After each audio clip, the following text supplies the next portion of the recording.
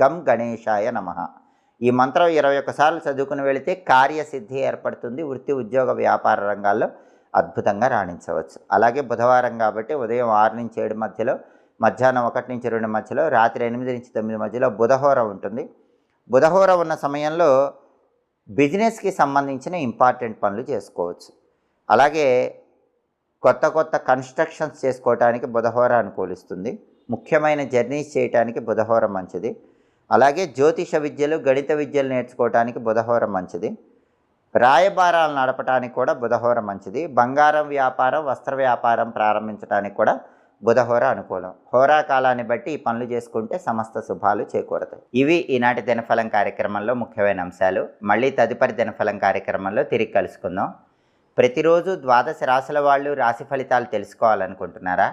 అయితే మాచిరాజ్ భక్తి ఛానల్ తప్పకుండా చూడండి. మా వీడియోస్ మీకు నచ్చినట్లయితే మా